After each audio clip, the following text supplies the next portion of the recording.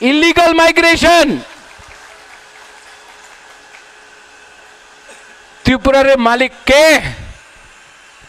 আমি জানি, দেখামু,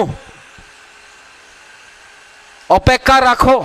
আগরতলা নাকি মালিক উনি, আগরতলার মালিক উনি, তো সেই বিষয়টা আপনি কীভাবে দেখছেন একটা রাজনৈতিক দল হিসাবে বা একটা সাধারণ মানুষ হিসাবে, যেটা নাকি দিল্লির যন্ত্র মন্ত্রণালয়ের সামনে এই ভাষণটা দিয়েছেন? जिस लोगों ने बोला अगरतला के मालिक के, त्रिपुरा का मालिक कौन, उसको चैलेंज करके सवाल नहीं पूछ सकता है। अगरतला में आके अगरतला के मालिक के, अगरतला के मालिक আমি প্রতিরোধ বিক্রম মালিক क्यों,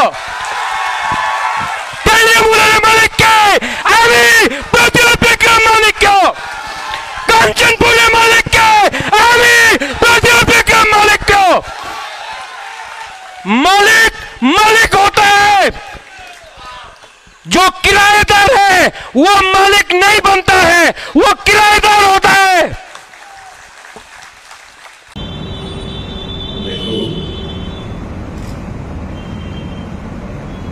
পেছনে ভারতীয় জাতীয় পতাকা লাগানো আছে। অবিশ্বাস ওনার সংবিধানের প্রতি আস্থা আছে।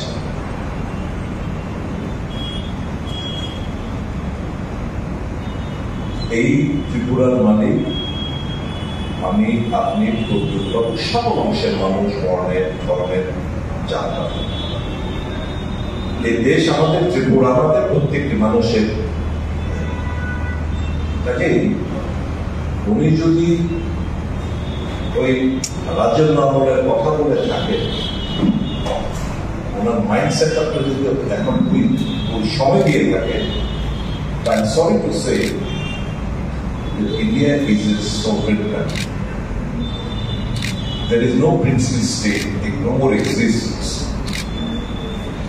এই ত্রিপুরা প্রদ্যুৎ বাবুর যেরকম, আমার যেরকম, সেরকম প্রত্যেকটি ভারতীয় নাগরিক। আসল কথা, ওনার ফ্রাস্ট্রেশনের কারণও আছে। 6 মাসের কথা বলে 18 মাস পার হয়ে যাচ্ছে। There is no constitutional solution, कुछ ना देखिए এইসবকে বলেছিল, প্রেক্ষিতে সমস্ত বলে ওনার নিজের সিস্টারকে মেম্বার অফ পার্লামেন্ট বানিয়ে নিয়েছেন। তো এখন সামনে নির্বাচন আসছে, কি নিয়ে যাবে, কোন ইস্যু নিয়ে যাবে মানুষের কাছে। তবে এই ভড়কানে वाला स्पीच इसलिए दे रहे हैं ताकि आम जनता का ध्यान कहीं और भटक। तो मैं प्रद्युत बाबू के साथ बिल्कुल हूं जहां तक ये सवाल है कि मोर इम्पोर्टेंट ऑफ दिस আমাদের কংগ্রেসের দাবি 125th amendment bill immediately pass করা। Let Pradyut Babu and all political parties put pressure on the central government who are delaying the passage of 125th amendment bill in the parliament. আমরাও চাই এই রাজ্যের আদিবাসী অংশের মানুষের হাতে রাজনৈতিক, অর্থনৈতিক, সামাজিক ক্ষমতা আরো বেশি মাত্রায় আসে। And that is possible by amending the 125th amendment by passage of 125th amendment bill of the Constitution.